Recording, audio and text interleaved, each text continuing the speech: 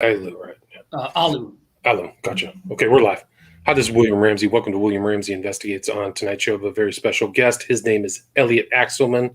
He also goes by Alu, and he published a book in June 2021. Title of the book is Corona-fascism: How Politicians Used a Virus to Eliminate Privacy, Enrich Themselves, and Put the Final Nail in Liberty's Coffin. I just read the book. It has chock full of information and facts about this whole Corona situation, and he can talk more about that. So, Elliot, are you there? Or Alu? Yes, sir. Thank you very much for having me. No, great. Thanks for agreeing to the interview. Would you prefer Elliot or Alu? Alu or Elliot is fine. Okay. Elliot, I just know Elliot because I just kept looking at it. So, for people who may not have heard your background, can you talk about your background and what led you to write this book? Sure. I've been in EMS, emergency medical services, for about 10 years. Started in the fall of 2011, right out of high school. So it's been my career my whole life. I was EMT for a few years, been a paramedic, I think 6 years now. So of a flight and critical care certified and all that junk.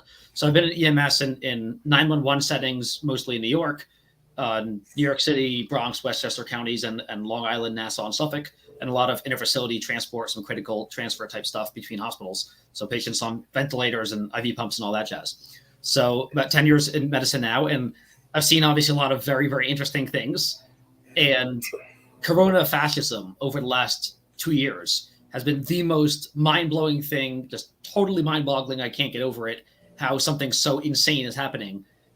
And by insane, I mean how the politicians are inflating numbers, manipulating people, taking away liberties for something that is so mild, and in most cases negligible or comparable to a cold or a flu.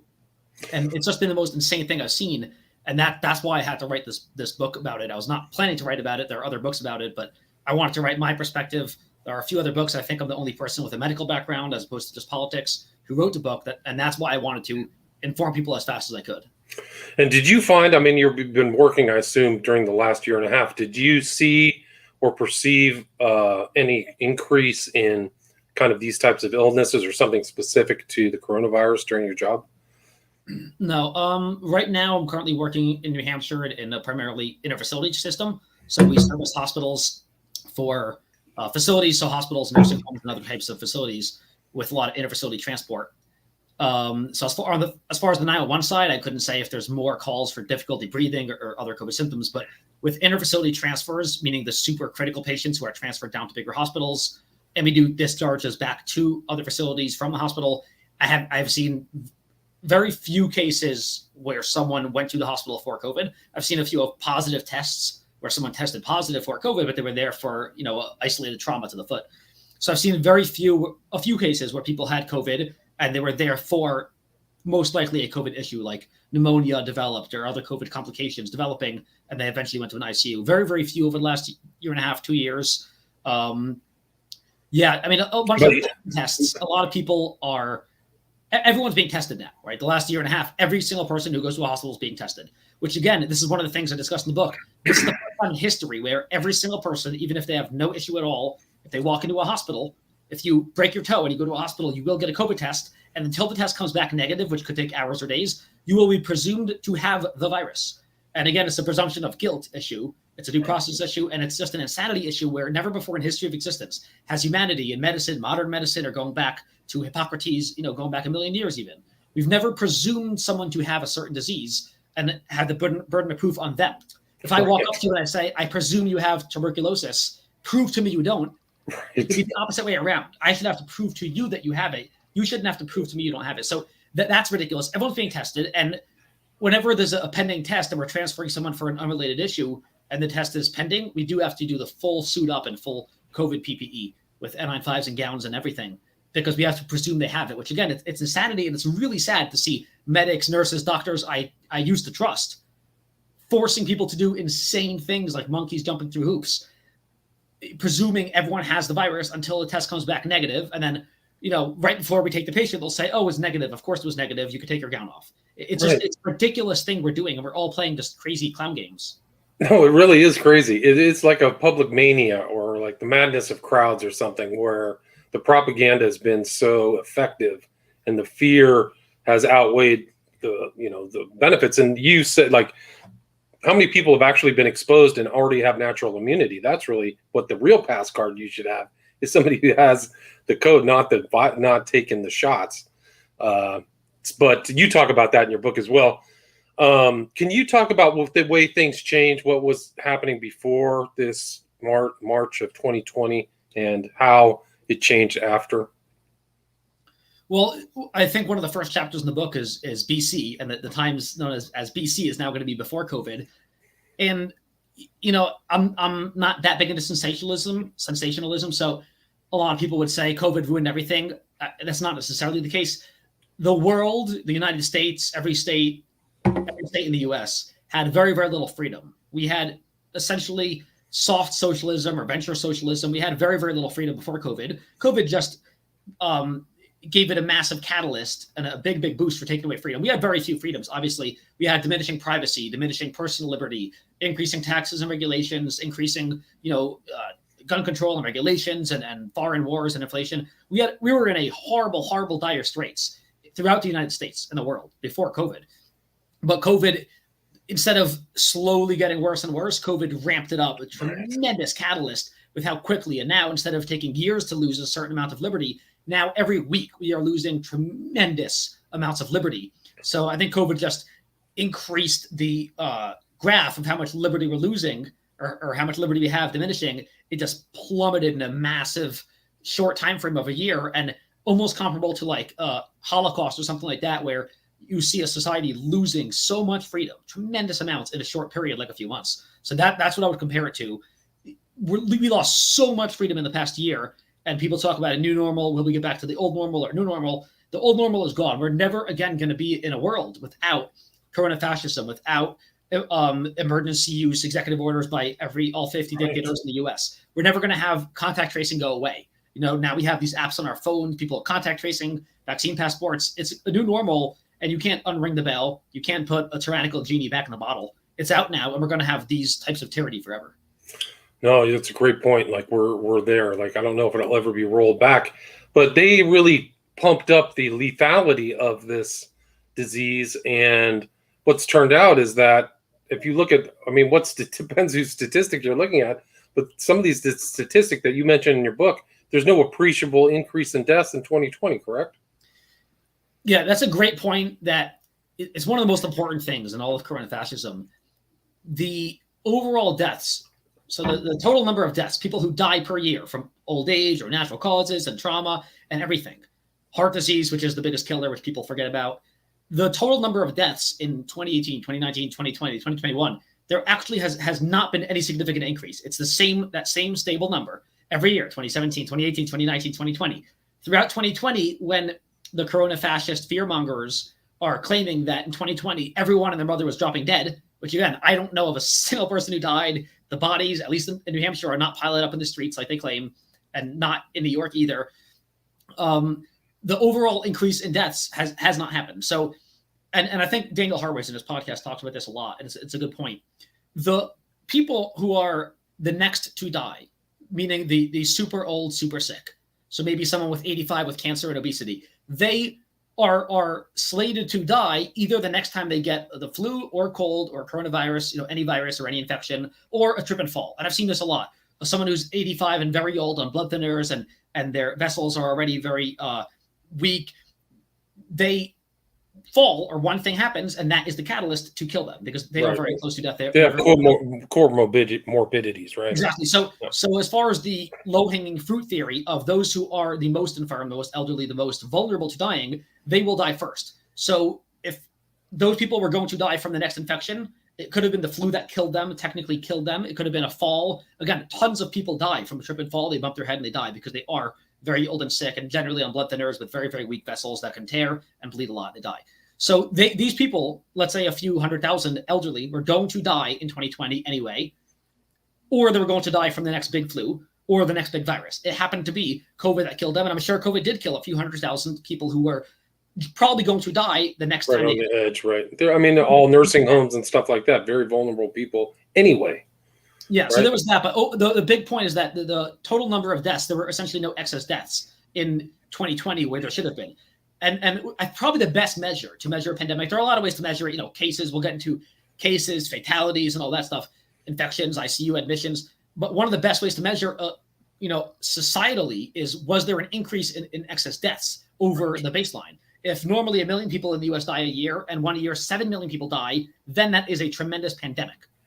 If 1 million people die every year, and next year 1 million people died, just less of the flu, but more of COVID, that's essentially negligible. It's meaningless. It means that instead of flu, which we know from all the statistics, the flu disappeared by around 99%. So again, because of the viral competition, for some reason, COVID boxed out the flu.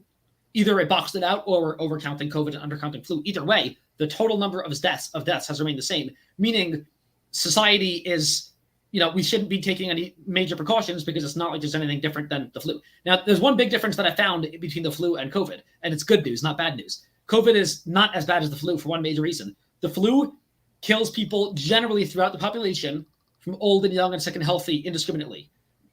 Correcting for obviously being older, they're more likely to die. But some kids did die of the flu. A few hundred kids die of the flu. They get severe flu, and it can affect some kids. COVID spares children. COVID is just something, either it's the ACE2 inhibitors in the lungs, it's an enzyme that you only get in puberty and when you get way older. Whatever the reason is, I don't know. But kids essentially almost never get COVID, almost never get severely ill if they do get it, and almost never spread it. And there are tons of studies throughout the book that prove this. So as far as everyone, consider it very similar to the flu. All the statistics on how infectious it is and how deadly is very similar to the flu. So the flu could kill 80,000, COVID maybe could kill 80,000 too, but not 600,000 like they claim, and we'll get into their stats later, and not millions and millions of bodies piling up. The one big difference is the kids are less vulnerable. Now that the flu is gone and COVID replaced it, kids are literally safer now. So we should be less nervous and paranoid about kids playing outside and licking the dog and eating off the ground and being with 100 other people in a small room and hugging and kissing people. We should be less nervous now because COVID does not affect kids as much as the flu. So that's the one big difference. Right. And I mean, you have a chapter in your book where they're doing the opposite. We need to do these regulations to protect the kids. And that's always kind of in any situation, whether it's Corona or not, that's the Washingtonian kind of excuse. We're doing it for the children. We're keeping the children safe, because everybody just responds, oh yeah, we got to keep the kids safe. They don't want to be like putting kids at risk. So it's a very useful phrase in all kinds of situations. Of course, it gets emotional. Think of the children, and they say you want children to die if you don't believe in whatever welfare or fascism program. Now, the interesting thing I've seen the last few weeks is the vaccines have been approved, or it was emergency use approved up until a few days ago, for adults above 12 or 16 or whatever, and the kids couldn't get it. So what we saw was a lot of adults were still paranoid and still wore a mask or two masks, but a lot of adults took off the mask because they got vaccinated, which at least has some logical, some sense to it. It's supposed to, right? But they kept the kids in the masks because they said, my 12-year-old, unfortunately, he's under 12, he can't get a vaccine yet, so he has to wear a mask. So the last few weeks, I'm seeing more kids in masks than adults, which again, they think it's logical, but it's still illogical because kids are less likely to die of COVID than the other, million different things that kill kids. Right. Car crashes, accidents, drowning. You probably more likely to have your kid die by a lightning strike than COVID. Like, they've probably been exposed to, like, that's really the other thing, is like they've already beat it. But, or at least there's some, right? But you talk about how the masking itself is even of questionable effectiveness, right? Yeah, well, there are two big things: effectiveness and safety. And as far as the masks, whether they're effective, the different levels are just cotton homemade masks, which most people who look at any data or just have any common sense agree that they're roughly 100% ineffective. They have essentially zero effect, the cotton homemade masks. The surgical type masks that medical people do wear in surgery in a lot of environments is what we wear at work for the most part, unless we have to wear an N95. Those probably have roughly zero protection against COVID as well for a few reasons, but maybe 5% effectiveness against COVID, which is still, in this context, it's still negligible. And then N95 masks, some say could have a little bit of effect against COVID, but still generally pretty ineffective. I don't know if it's 30 or 40% effective, but generally even N95 are, according to all the studies on the flu, which is similar but a little bit bigger than COVID. Now that the COVID molecule is a little smaller than the flu, it's going to be obviously going to penetrate the N95 masks even better. The N95 masks, I think it was 0.3 microns, but I believe the COVID molecule, the one particle could be 0.1 microns, so still way smaller than the holes. So think flea going through a chicken wire fence. It's really not going to do much to stop it. So even N95, according to the studies, does not protect against the flu, meaning definitely doesn't protect against the COVID. So all the masks don't work, and most people out in the stores in Walmart are wearing surgical masks, and around half are wearing the cotton masks. Totally doesn't do anything. But so there's the efficacy, and then on the other side, there's the safety. Is it safe? What we heard for the last year and a half from a lot of the elites was that the masks have no downside. There's no negative consequences. So just put on the darn mask. Think of the children. Think of the old people. Don't be selfish. Don't kill people. You're being evil, Alu. Just don't kill people. Wear the mask. There's nothing wrong with it. There are, in the book, I go through a whole bunch of issues with the mask. On a simple level, without getting into biology, we breathe in oxygen and we do metabolism at the cellular level, and we exhale CO2, the byproduct. CO2 converts to carbonic acid. It converts to acid in the body. If we can't exhale CO2, our CO2 levels increase, and we become acidotic. So our pH goes down. We become more acidotic because of carbonic acid buildup. So the less anything restricting breathing, and this is, by the way, why most chokes kill people.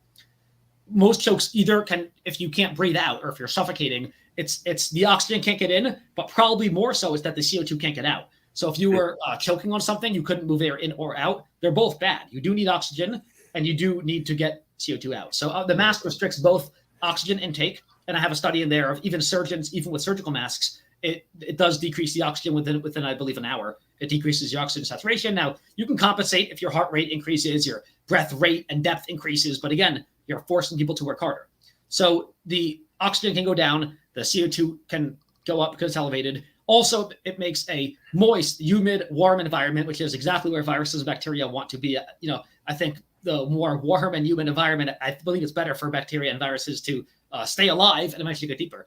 An interesting phenomenon also is that when you're wearing a mask, and even me, who's literally in peak shape, I'm running 5 miles, boxing, I could box for an hour straight and all that stuff. Even me, when I put on a surgical mask, it makes my breathing a little heavier. Now, put on some gear and walk upstairs or lift patients or start running around like people are doing with their masks all day, and you're going to be breathing deeper, right? You have to move more air in and more air out because you're restricted now.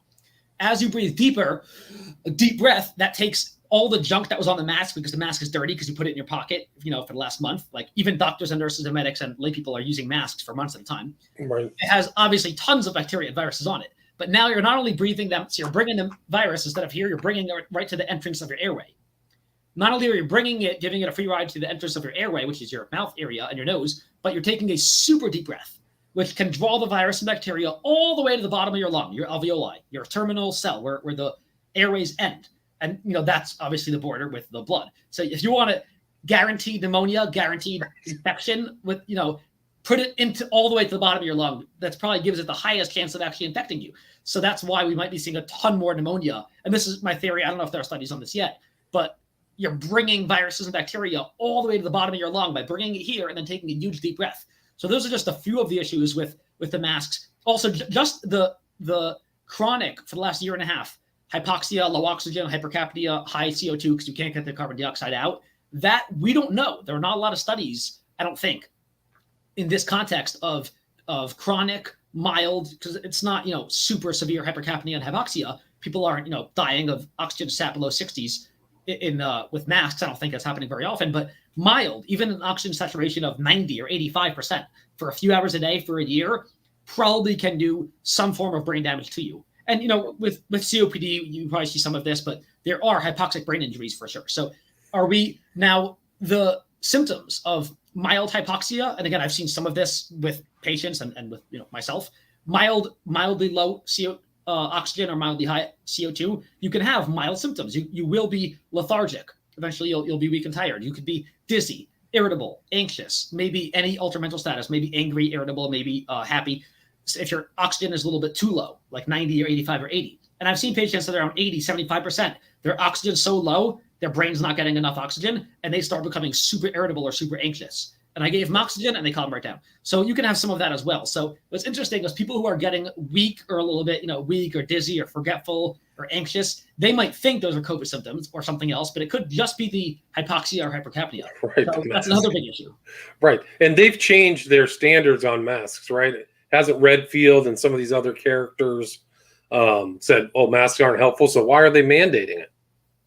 Yeah, I mean, the moving over the goalposts and the switching back and forth between it's a consensus, it's settled science, also the science evolves every day. The next day it's settled science, then the science evolves every day. The moving of the goalposts is one of the great themes throughout Corona-fascism.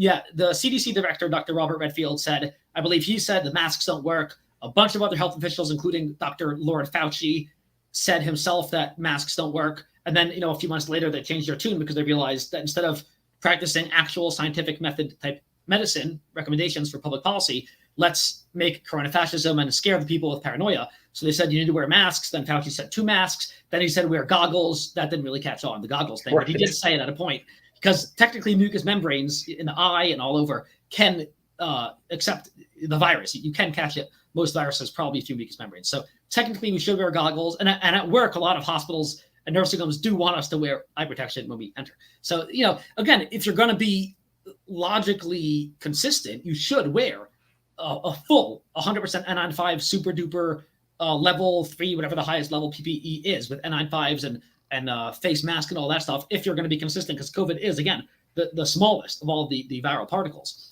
So, yeah, it's incredible how they switched from don't wear a mask, stop buying masks, to everyone has to wear a mask 100% of the time. And then they kept moving the goalposts, right? They said wear a mask until we can get herd immunity or the vaccine. Then the vaccine was approved a few months ago. Then they said, well, you still got to wear a mask because we need 2 shots, not really 1. You need 2, just 2 doses, no problem. Wear the mask until we get 2 doses.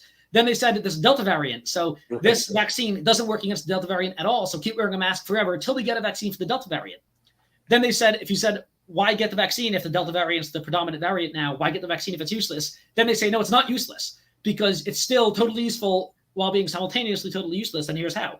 Because if you get the Delta variant of COVID and you have the vaccine, maybe you won't get such, as severe symptoms, maybe, but you can still totally get it and spread it and die of it. Even with the vaccine, you can still contract it, still spread it. And that's what they're saying. So at the same time, the vaccine, even if you get it, you can still get it, die from it, and spread the virus. But you might be a bit more likely to get it and spread it and die from it if you don't get the vaccine. So for that tiny difference against the Delta variant, you should get the vaccine, but also get the 3rd dose and also get the Delta variant type. And again, I think there are going to be vaccines, either different variants or different doses, different boosters of vaccines going forward every month. Perpetuity, in perpetuity. There's too much money involved. And I think they're deliberately confusing people. I think they're actually there's a method to their madness in that regard. I do believe that that's part of it. And why should we trust these experts who are revolving door guys who have been in private practice and all? I mean, some of these guys, are they trustworthy? Yeah, I don't trust anyone in DC. Anyone who's been in DC for more than a decade, I don't consider them a doctor. I'm sorry. Did Dr. Fauci go to med school and get an MD? Doesn't matter to me. If you've been in DC for 50 years, which I think he has 50 years or 38 years, him and Birx were in DC for a total of like 40 years, I think. I don't trust you. If you're in DC that long and you spend more time in the Capitol than in a medical center like a hospital or a clinic or a doctor office, then yeah, you're a politician, my friend. You could have a doctorate, but still, once you're in politics, you're a politician. Fauci has been in politics. He's been in the NIH for 3, 4, 5 decades now. Goes back to AIDS, the AIDS crisis in the 90s, right? So he's at least 30 years. He was in some controversy, if I remember correctly, back with the AIDS issues decades ago. So he's had a lot of controversy. He's been a politician forever, and now he's the most powerful man on earth. And now I think he's just power drunk. But if you just look at follow the money, and in the book I didn't do a ton of this, but if you just follow the money, I mean, I have 1 chapter on it. Look at who's made billions over the past year. And again, I think I'm optimistic that the American people and people all over the world are not that dumb. They understand what follow the money means. They understand when the CCP, China government, makes billions and billions or trillions because almost all the masks and gowns and gloves is manufactured in China, even if it's made by 3M or some big company here. A lot of their factories are in China. Right. If China is making billions, if 3M is making billions, Moderna and Pfizer are making billions, most people understand what follow the money means. They get the concept. They understand Xi Jinping has made probably trillions off this. He also had a lot of other benefits of Corona-fascism, whether it was leaked from the lab on purpose or somewhat on purpose, or they were developing a bioweapon and that leaked, whatever it was. China has a lot of issues and a lot of to blame with this, and just they benefited. So look at anyone could look, this is public, look at the stock price of Moderna, Pfizer. I think they're publicly traded. 3M. They're making $1 billion a month, incredible stuff. Projections for next year is more, 30 billion, extra 30 billion just off the viruses, the vaccines, and then if they get the shots in perpetuity every 2 months, that's guaranteed cash flow. Now, people don't necessarily realize this because they're not paying for it, right? When I go to get the vaccine, I'm not paying because it's government subsidized, so taxpayers. So taxpayers pay, and it's indirect. The government uses money from taxpayers, or more accurately, from borrowing or printing money. They're using money to give Pfizer or Moderna or J&J billions and billions and billions, or subsidizing it via the pharmacies. And then people get the shots and they think, oh, it's a free shot, free healthcare. And then, but they're making billions. So all you have to do is look at the valuations, the prices, how much money these big pharma giants have made. And you can see, but also following the money, look at the other big companies that have at least benefited a lot, like all the they're calling the pandemic or the stay-at-home companies, from Amazon, where people are ordering on Amazon even more now because the stores were literally shut down by politicians who said, we will send police to go and physically shut down your store or arrest you or kill you. So Amazon is getting even more business. So if the brick and mortar stores were dying because Amazon was beating them, which is fine because it was somewhat from natural competition, which is fine because I'm a capitalist, but they were dying, brick and mortar stores, because Amazon was beating them fairly. But now the politicians came in and just put the final nail in the coffin and totally just kicked them while they were down, the brick and mortar stores, and probably killed off half of them, which never come back to life. Never come back. A lot of mom and pop stores, even in LA, gone. So all the big ones, Costco, Target, all these places where you could go and shop or could deliver stuff, they thrived under the so there's a huge wealth transfer. It's up away from kind of the people. And Zoom as well, obviously did phenomenally well, and they're, I think, involved with Chinese government as well. Walmart, all the big companies. So if you look at all these companies that have benefited, they're also companies who are very much in Washington. We know Amazon is in Washington. We know they have lobbyists, and we know they probably own half the Congress. Same with Walmart and probably Zoom and probably all the other massive companies. Walmart owes part of its overwhelming, what you could call, success in their lobbying efforts to make sure that they were unregulated and doing a lot of stuff. So the part of their business strategy was definitely getting their hooks into Washington. A lot of these other businesses as well. Of course. And adaptability is a big thing. The bigger and stronger you are, the more adaptable you are. I can adapt to certain things that maybe a baby couldn't adapt to. Walmart, when they said you have to do certain things, certain COVID restrictions, pay a certain amount and do, vaccines and gloves and masks, and you have to wipe down everything. Someone at Walmart told me, I asked why they were closing early during the pandemic. Does the pandemic, come out at night? And they said they're closing at 8 instead of 11 because they have to spend 5 or 10 hours at night cleaning. So they come in and they clean the whole store from COVID every night. So again, Walmart can afford that. They have a few bucks of wiggle room. They have some cash. But the mom and pop shop that sells similar stuff locally in my town cannot adapt. They can't spend 10 hours at night cleaning the store. They can't afford it. So they get put out of business. So it's things like this where the adaptability, where Amazon doesn't really have the brick and mortar stores Walmart does, but the big companies can adapt so much easier. So when you do certain, minor inconveniences, it kills off the smaller ones. If there's 2 feet of water, it kills off the toddlers, but the adults are still alive because they're taller, because they're bigger, they can adapt better. So that's another interesting concept we saw happen the last year and a half. Right. And also the other thing was these huge, bills that were passed, these, emergency bills, $1 trillion bills, bailout bills really for Wall Street. So you saw even more wealth transfers. The people got a little bit of money, but the government made sure that Wall Street was taken care of, correct? Well, I think with all these stimulus bills, the big stimulus omnibus bills, I think the federal budget every year, the federal government spends about $5 trillion. Just with COVID, they spent an extra $6 to $10 trillion extra on top of that. So we're, doubling or tripling the annual spending on COVID. But they're only spending for, giving stimulus bills of $1,400 or $600 to people who were put out of work. Now, who put them out of work? Politicians, of course. But they're saying COVID, but it wasn't COVID. Again, here in New Hampshire, very few people have died from COVID. Almost, I think 100% of them were over 70 or over 80. Right. So the government put us out of work. And then, the government's going to break your legs. The government will give you a wheelchair and then say, oh, look, I gave you a wheelchair. You wouldn't walk if not for me. So the government created the problem and they fixed it. But yeah, the stimulus bills and all the extra money going out for COVID, it only went to those who really, really need it. Like Pelosi and her husband, they really needed a stimulus. Chuck Schumer and Elaine Chao, they really needed a stimulus bill. So, they got some money here and, Amazon, Walmart. Yeah. Oh, it only went to those who were really, really close to bankruptcy. Obviously, the big stimulus bills. Right. And also there were monies placed out. You mentioned that hospitals got a certain lump sum for dealing with COVID.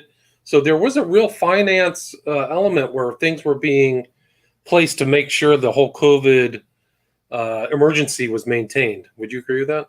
A few things for the hospitals, and then we'll talk about the state dictators. I don't call them governors anymore. I call them dictators. I'll explain why. So as far as the hospitals, yeah, early on we saw that the hospitals were being financially incentivized by the federal government, whether it's CMS or FDA, some federal government entity was literally giving hospitals money, like $13,000 or $37,000 a pop, to say there were COVID cases. So if I give you money to do something, you're more inclined to do that. It's obviously very, very simple psychology. If you give me $1 million to say the word COVID, you got COVID right here, right? So all the stats are biased, right? That makes all the so that nullifies, or at least puts into question, all of the statistics. Pretty much, I believe it was every admission, every time you admit someone to a hospital and you list COVID as the reason or one of the reasons for admitting them, it was an extra $13,000 from Medicare, Medicaid reimbursement from CMS. And if you put them on a ventilator and you say COVID is the reason or one of the reasons, you get $39,000, I believe. So $39,000 a pop. Of course, if you can do a few thousand, this hospital, a small or medium-sized hospital or big hospital, can make a few extra $1 million a month, maybe. So that right away when I saw that, and this was early on, this is like over a year ago, right away I saw, okay, well, it doesn't take a genius to figure out all the statistics are now biased. You have to question all the stats when they're doing this. But there were even more important ways that the statistics were inflated that led me to write the massive article I wrote. It's been read like 10,000 times now. The big article on all the reasons why the statistics are garbage. One of the big things that we now know about is the cycle thresholds. The PCR essentially amplifies. I think it doubles it. So let's say it doubles the viral sample. So you might take a sample from someone and then magnify it by doubling it. So every time it, exponentially increases because there's doubling. So if you double it 20 times, now you can see whether there's a certain amount of virus that's detectable in some manner. Now, PCR tests, the way they work, I think polymerase chain reaction or something, the way they work is you amplify it a certain amount of times, and then you see how many times must it be amplified to be positive for that particular virus. In general, I think in the past, from what I've read, it's recommended to do around 20 or 25 cycles of amplification. And then you can see if there's a virus. With COVID, it's now public knowledge that they were doing it 35 or 40 or 45 times. They were amplifying it, meaning you're going to get some error, some bias in there, because it'll be, obviously, if there's less viral load or no viral load, it'll amplify it so much that there is. And this is what they've been doing forever. Until Biden was elected. The day Biden was elected, changed. There's no more need. The WHO, the World Health Organization, officially came out and said, "Oh, we finally realized we were making a big mistake. We're overcounting, by who knows how many percentages, like 1,000%. Let's go down to like 20 cycle thresholds instead of 40." Obviously, like the day he was inaugurated, I believe, or the day he was elected. So obviously, there was that. But just that made me realize, okay.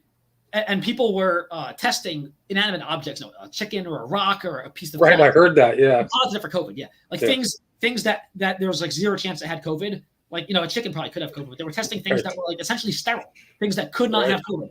And it was positive because they were amplifying it so much. So right after that, between that and the hospitals being paid to literally call it COVID, I realized that the statistics realistically could be inflated. The statistics we're seeing might be overcounting by a factor of multiplied by 10 or 100 or 1,000. So they really might be 1,000 times less cases and less COVID deaths than the official statistics, because the ridiculous insanity they're doing by amplifying it so much with the PCR tests, with calling everything COVID and giving them $39,000 to call it a COVID case. Just the incentives are all mixed up. Yeah, it's all. And the third massive thing that was, probably even more important was they were calling everything COVID. And there are quotes throughout the book of respiratory therapists and doctors and nurses saying they were calling everything COVID. And here's how they do it. Pretty much in medicine, there are various symptoms, right? Some are more common, some are less common. Let's say there are 50 big symptoms. There's chest pain, headache, other pain. There's difficulty breathing. There's anxiety. There's rapid heart rate, slow heart rate, rapid breathing, slow breathing. There are 50 symptoms. Some are very common. A headache is very common. Feeling weak or tired is extremely common. 99% of diseases or ailments can cause feeling weak or tired, right? A rapid heart rate, meaning a rate over 100 is considered rapid in medicine. A rate over 100 is probably prevalent in 95% of ailments that bring people to the hospital, right? So if you're in a hospital, probably 95% of people at some point during their stay have tachycardia, which is a fast heart rate, right? What they did is they progressively expanded the list of COVID symptoms that are, part of the COVID symptom set, from just difficulty breathing, because it generally gets in the lungs and gives you pneumonia, from difficulty breathing and cough to also headache, also weakness, tachycardia, bradycardia, tachypnea, hypoventilation, anxiety, this, that, the other, diarrhea, nausea, every single thing, chest pain, pain anywhere else, any headache, any cough, any single thing in the universe, every symptom, which are all very general. They said, okay, it's COVID. So every person in the hospital, and this is where it got really crazy. They're saying, you don't even need a test anymore, because now if someone has tachycardia, if their heart rate is over 100, it is 100% COVID. You don't need a test because we know for sure it's COVID, right? Everyone who has a heart rate of over 100 or a breathing rate of over 20, which again, 99% of people in the hospital will have a breathing rate over 20 and or tachycardia.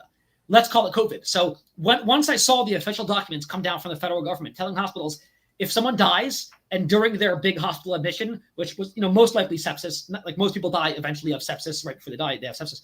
So part of sepsis, most people have tachycardia, low blood pressure, weakness, which are all part of the symptoms of COVID now. They're saying you don't even need a test. Even if there was no test on the death certificate, write COVID, because they were tachycardic. So anyone who at any point in the hospital had a heart rate that was fast or slow, which again is everyone, and then they died, call it COVID, even without a test. Right. And that's when I realized literally 100% of deaths could be attributed to COVID, meaning we're just in a clown world. So I don't know what to do. Right. But I mean, I think you're right. And I think it's correct that this panic was used by the politicians for a variety of reasons. One was to get rid of Trump, right? Yeah, I think at some point, I don't know if it was totally planned or not planned, but it was definitely used. Maybe the politicians are opportunists. They used this, which is to be expected, against Trump.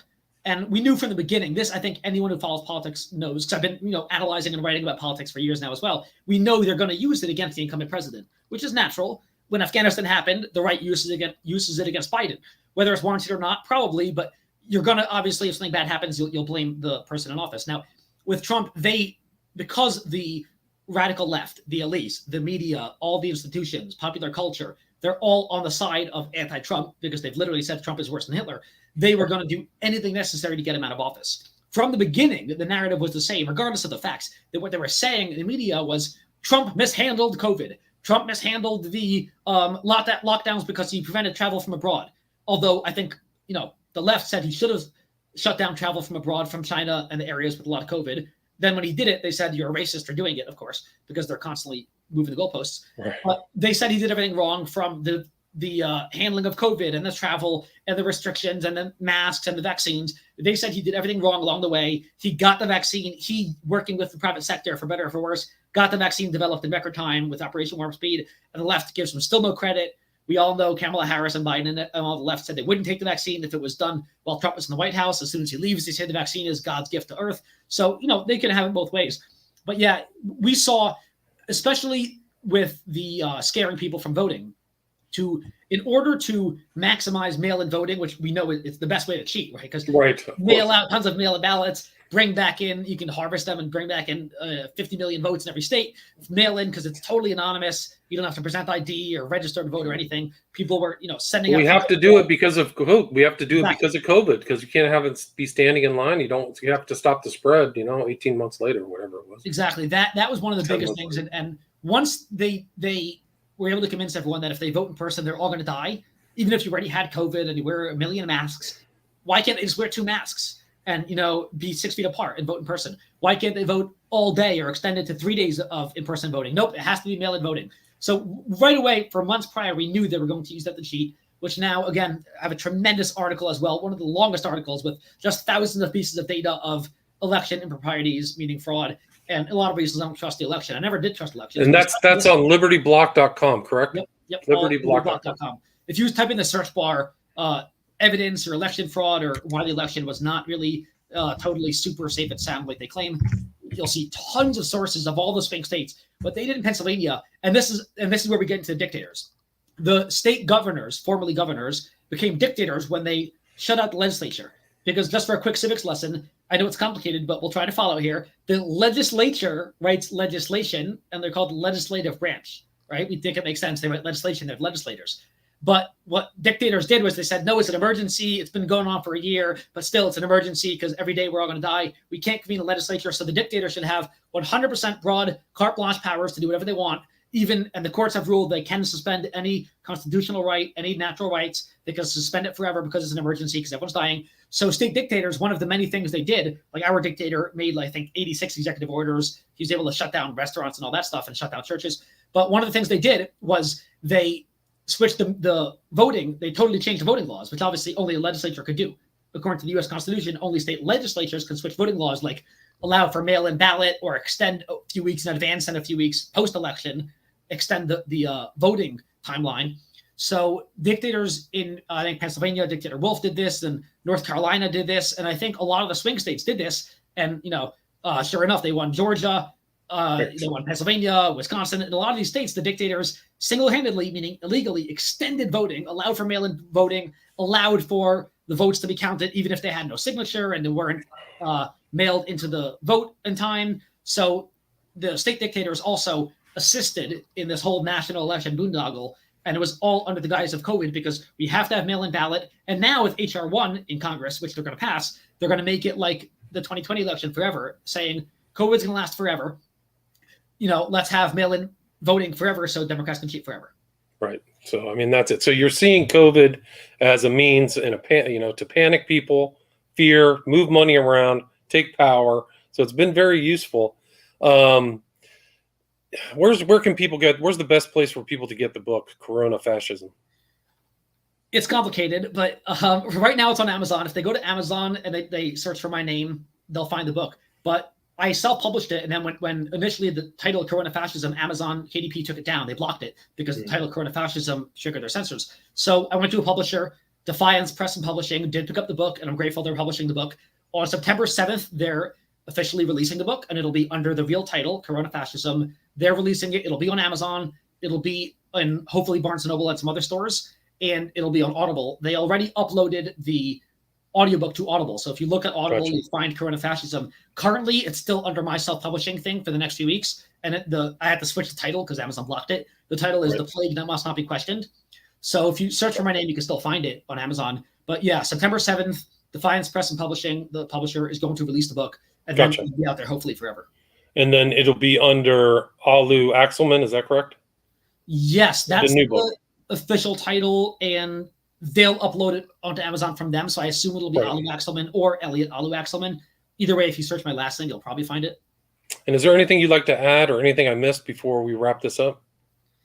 The one big thing is just check out libertyblock.com. That's where I've written dozens and dozens of articles and done videos and podcasts. Thanks for posting the link there. Sure. We have a podcast also called The Liberty Block, and that's the hat I'm wearing. So the website, libertyblock.com, discusses freedom in New Hampshire and beyond and all over, mostly news and politics, but also just philosophical freedom. And follow us, Liberty Block, the podcast. Check out the book. And thank you so much, Mr. Ramsey, for having me. Oh, my pleasure. My pleasure. Thank you for joining us. Again, the title of tell me the title of the new book. I'll say the old one, Corona-fascism, How Politicians Used a Virus to Eliminate Privacy, Enrich Themselves, and Put the Final Nail on Liberty's Coffin. The new one comes out September 7th. Can you tell me that title again, please? Yeah, Corona-fascism. Currently, it's on Amazon as The Plague That Must Not Be Questioned. Okay. So this is the right title. That's the old one right there. Yeah, this I had to switch I misunderstood to Bezos. Okay, I misunderstood that. Okay, so the new title is the right title. Okay, cool. Again, it's Elliot Axelman. Thank you so much, Elliot. Thank you. All right, take care. All right, you still there?